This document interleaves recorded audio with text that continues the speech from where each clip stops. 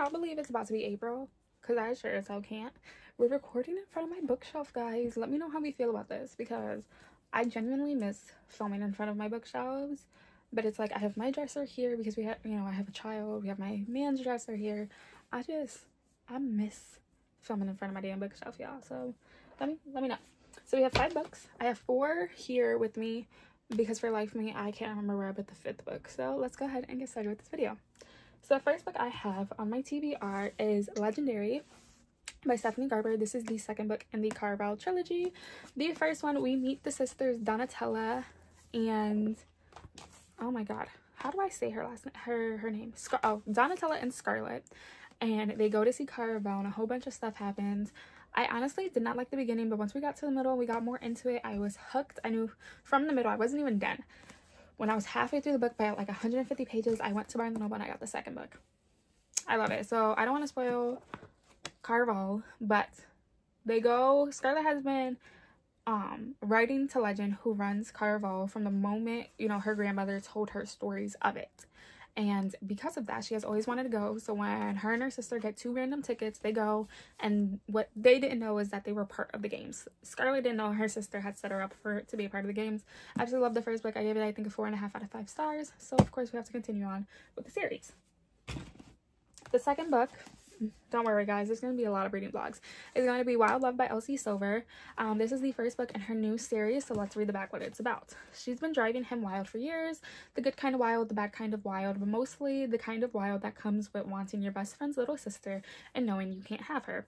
Forbes may have labeled Ford Grant the world's hottest billionaire, but all he cares about is escaping the press and opening a recording studio in gorgeous small town Rose Hill, something that came to a screeching halt when he ends up face to face with a young girl who claims he's her biological father. Now he spends his day balancing business with parenting a sullen 12-year-old, all while trying to desperately to keep his hands the hell off his best friend's sister, Rosie Belmont. After living in the city, Rosie came blasting back into town like a storm. Beautiful, messy, and chaotic, and one wide-eyed, desperate plea for a job is all it takes for Ford to hire her. He vows to keep her at arm's length, tries to stick to scowls and grumpy one-liners, but with her verbal sparring, it's a type of foreplay friction that soon turns to blistering heat. So we have single dad trope, we have best friend's brother, all that. I love Elsie Silver. I just finished her entire Chestnut Spring series. Oh my god, it's signed. I didn't even realize that. Oh, it's not like actual sign, but whatever. I do want to read her Gold Rush Ranch series, but they're like not in bookstores. But I'm so excited for this. I will be vlogging this. Another book series I will be vlogging is King of Great. Like, my receipts on this. This is the 3rd book in the King of Sin series. By the time this is up, King of Sloth would already be out, which is the 4th book.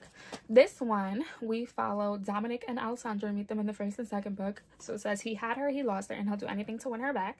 Powerful, brilliant, and ambition, Dominic Davenport clawed his way up from nothing to become King of Wall Street. He has everything: a beautiful home, a beautiful wife, and more money than he can spend in a lifetime. But no matter how much he accumulates, he's never satisfied. In his endless quest for more, he drives away the one person who saw him as enough. It isn't until she's gone that he realizes there may be more to life than riches and glory, but by then may it be too late. Kind, intelligent, and thoughtful, Alessandra Davenport has played the role of trophy wife for years. She stood by her husband while he built an empire, but now that they've reached the top, she realizes he's no longer the man she fell for.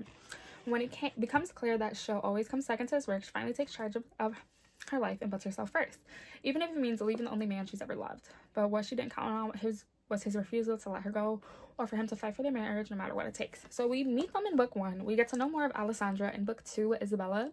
So I'm very happy we get more of this. This is said to be like the shortest book. And it is. It's only 300 and about 13 pages. But yeah, King of Wrath was the 1st book I ever read by Anna Huang, even though I have the first 2 books in the Twisted Game series. So I'm so excited to see what this is about, because once I read King of Sloth, I'll be caught up and I can bring the Twisted series. The 4th book I want to read is The Reappearance of Rachel Price by Holly Jackson. She is the author of the Good Girl's Guide to Murder trilogy and 5 Survive. I've read Good Girl's Guide to Murder. I absolutely love that series so much last year. I bodied it within like 2-3 months. So this one, Lights, Cameras, Lies. 18-year-old Belle has lived her whole life in the shadow of her mom's mysterious disappearance. 16 years ago, Rachel Price vanished, and young Belle was the only witness, but she has no memories of it. Rachel is gone, she's presumed dead, and Belle wishes everyone would just move on. But the case is dragged up from the past. When the Price family agrees to do a true crime documentary, Belle can't wait for the filming to end, for life to go back to normal, and then the impossible happens. Rachel Price reappears, and life will never be normal again. Rachel has an unbelievable story about what has happened. Unbelievable because Belle isn't sure it's real. If Rachel's lying, then where has she been this whole time? Could she be dangerous? With the camera still frozen, Belle must uncover the truth about her mom and find out why Rachel Price really came back from the dead. I love her writing, so I'm so excited for this. And then the fifth and final book I want to finish is The Girl Who Fell Beneath the Sea by Axie O. I have the exclusive Fairy Loot edition. This is a standalone fantasy that basically in this village, a girl is selected by, you know, the whole community, and she is offered up to the sea god as a, basically like, oh my god, what's the word I'm looking for? As a sacrifice, so he doesn't storm so bad that it takes their entire village. Her brother is in love with the main character. I forgot what her name is, but I started reading some of it. I got like 80 pages in, and then I just left it for some reason. Her brother is in love with the girl who is sacrificed, so her brother goes with the girl who sacrificed, which our main character knows is forbidden, so she swims after her brother. And then when the sea monster comes up, who she thinks is a sea monster comes up, our main character throws herself in instead to save her brother, so her brother can find happiness instead of her. What I read so far I really enjoyed, so I'm so excited to see, you know, what I'm liking for the rest of it. But yeah, those are the books I want to read for May. Weather gets hotter, I'm outside more, so we will see. I'll be leaving here on a couple videos you guys should go check out, and I'll see you very soon. Bye guys.